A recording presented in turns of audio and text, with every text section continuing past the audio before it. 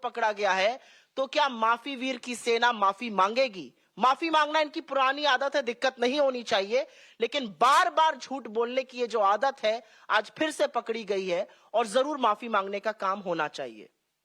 हम लोग थोड़ा सा सिलसिलेवार तरीके से आपको बता देना चाहते हैं कि किस तरह के और कितने झूठ बोले गए और इस झूठ बोलने को और झूठ को बढ़ाने में किस किस का हाथ था। शुरुआत होती है, राहुल जी क्या पहनते हैं, क्या खाते हैं, कहां सोते हैं, कंटेनर कैसे हैं, उनके भाषणों को काट छाट कर गलत तरीके से प्रस्तुत किया गया। और यह काम भारतीय जनता पार्टी की ट्रोल आर्मी ने नहीं किया, यह काम मोदी जी के गृह मंत्री ने, उनके मंत्रियों ने, उनके प्रवक्ताओं ने, उनके आईटी सेल के इंचार्ज ने और भक्तों ने मिलकर किया।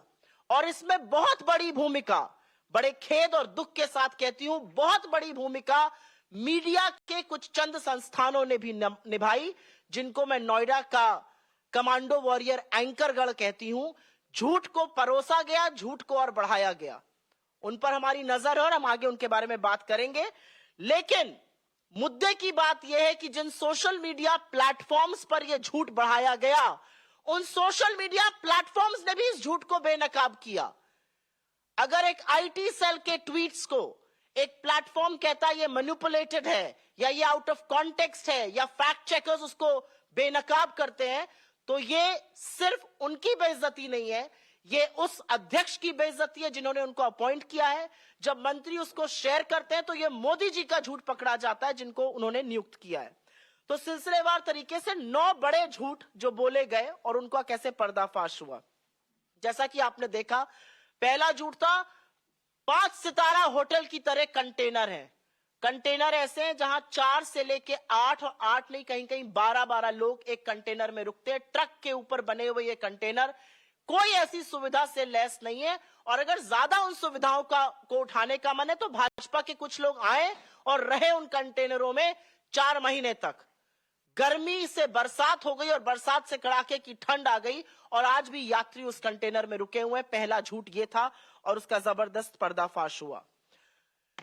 दूसरा झूठ, राहुल जी ने कन्याकुमारी में विवेकानंद जी की आराधना नहीं करी, उनका नमन नहीं करा। और इसमें राहुल गांधी ट्रोल मंत्रालय, जो सरकार को अधिकृत तौर पे बना देना चाहिए, क्योंकि उसकी एक मंत्री ऑलरेडी है स्मृति ईरानी जी, अपने मंत्रालय पर महिलाओं के खिलाफ अत्याचार हो या कुपोषण हो एक शब्द नहीं बोलती हैं। लेकिन राहुल गांधी जी को ट्रोल करना हो तो सबसे पहले लपक के आ जाती है। But the silly soul did not realize that there were pictures available, there was video available, जहां पर राहुल गांधी जी ने ना सिर्फ नमन किया विवेकानंद जी का, उनके स्मारक की परिक्रमा भी करी। तो उनका झूठ पकड़ा गया। लेकिन मैं ये जरूर बोलना चाहती हूं कि जहर उगलना राहुल गांधी के खिलाफ एक बात है, आप संविधान की शपथ लेकर एक मंत्री बनी है, आपका मंत्रालय जरूर बदलकर राहुल गांधी ट्रोल मंत्रालय बना देना चाहिए। तीसरा झूठ बोला गया, राहुल गांधी भाषण नहीं देते हैं और प्रेस कॉन्फ्रेंस नहीं करते हैं। आप में से तमामों साथी ऐसे हैं जिन्होंने पिछली 8 प्रेस कॉन्फ्रेंसेस राहुल गांधी जी की अटेंड करी है। उन्होंने तमामों जनसभाएं करी हैं, कई नुक्कड़ सभाएं करी हैं, जहां पर वो लगातार भाषण देते आए हैं और बिना टेलीप्रॉम्प्टर के भाषण दे रहे हैं और बिना सवाल जवाब एक्सचेंज में, जिसका मन आता है वो सवाल पूछता है, कोई सवाल पहले से नहीं आता है, और लगातार सरकार को घेरने का काम कर रहे हैं। यह अलग बात है कि उनके भाषणों से सरकार की नींद गायब है।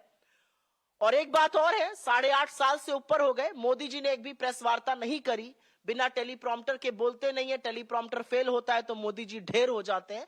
तो उनके लोगों को लगता है कि जैसे वो है वैसी दुनिया है, लेकिन ऐसा है नहीं। राहुल गांधी जी ने 8 प्रेस कॉन्फ्रेंसेस करी हैं, आगे भी करेंगे और लगातार भाषण देकर इस सरकार की बखिया उधेड़ रहे हैं। एक बहुत बड़ा झूठ बोला गया, यह चौथा झूठ है कि राहुल जी दक्षिण में सिर्फ चर्च गए। ये वही बोल सकता है जो ना हिंदुस्तान को समझता है, ना हमारे देश की संस्कृति को समझता है, ना दक्षिण की मान्यताओं को समझता है, ना दक्षिण के मंदिरों के बारे में जानता है। वैसे तो राहुल जी तमामों हर उस जगह गए जहां इंसान जाकर आस्था से सिर झुकाते हैं, चाहे वो मंदिर हो, गुरुद्वारा हो, दरगाह हो, मस्जिद हो या चर्च हो। लेकिन क्योंकि यह झूठ परोसा गया तो दक्षिण भारत के कुछ मंदिरों का जिक्र यहां पर करना जरूरी है।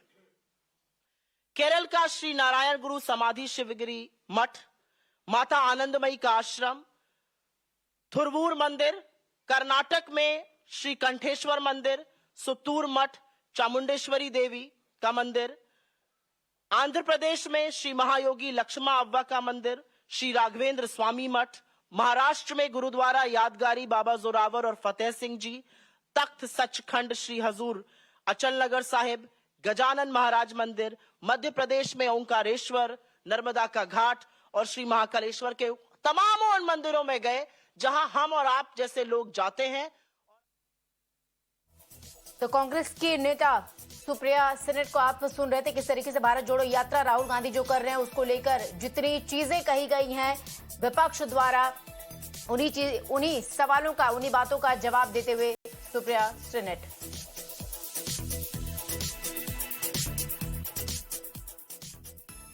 शिकायत भी की, उसकी कॉपी आज सुबह मैंने ट्वीट किया है। वैभव वालिया जिसने शिकायत की भारत यात्रियों के ओर से, उन्होंने वो ट्वीट किया है, आपको सब उपलब्ध है। ये शिकायत की है हमने और अनौपचारिक तौर से हमें कहा गया कि ये हरियाणा सरकार के इंटेलिजेंस अफसर हैं। ये तो डबल इंजन सरकार है।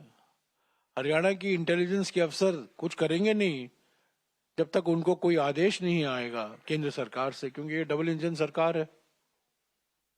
तो ये संस्थाओं का दुरुपयोग जो हो रहा है, हमें कोई छुपाने की कोई जरूरत नहीं है, कोई सीक्रेसी नहीं है। भारत जोड़ो यात्रा में पूरी पारदर्शिता से भारत जोड़ो यात्रा पहले दिन से चल रहा है। कंटेनर की बात आई, कंटेनर को हमने वीडियो होने दिया।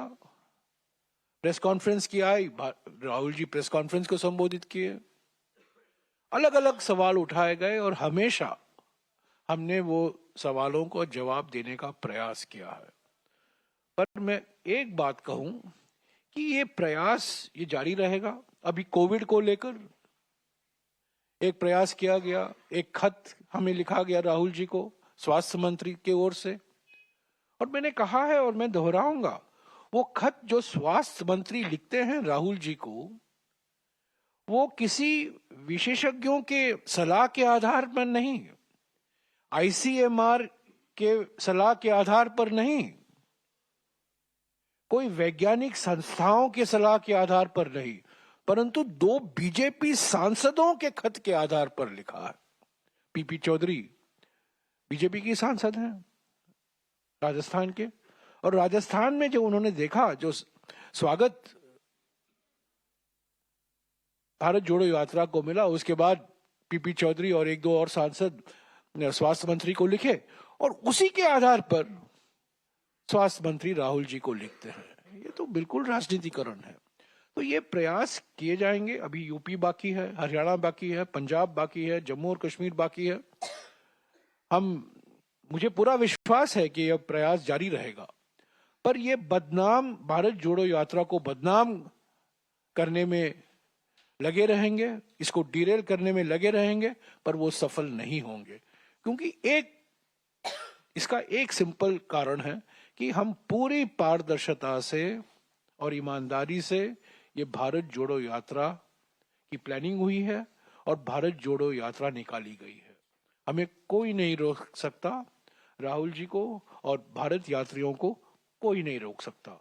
हम 120 भारत यात्रियों के साथ हमने भारत जोड़ो यात्रा को 7 तारीख सितंबर को कन्याकुमारी में शुरू किया था।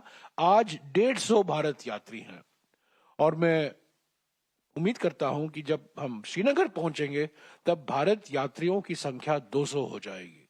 अलग अलग राज्यों से लोग आ रहे हैं भारत जोड़ो यात्रा।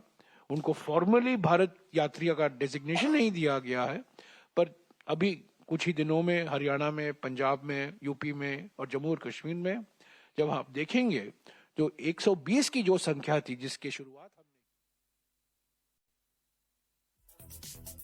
लगातार भारत जोड़ो यात्रा पर जिस तरीके से विपक्ष द्वारा केंद्र सरकार द्वारा सवाल उठाया जा रहा था, उसी पर कांग्रेस ने बाकायदा प्रेस कॉन्फ्रेंस की है। फिलहाल इसी खबर के साथ यहां एक छोटे से ब्रेक के लिए रुक रहे हैं, लेकिन कहीं मत जाइए, बने रहिए हमारे साथ।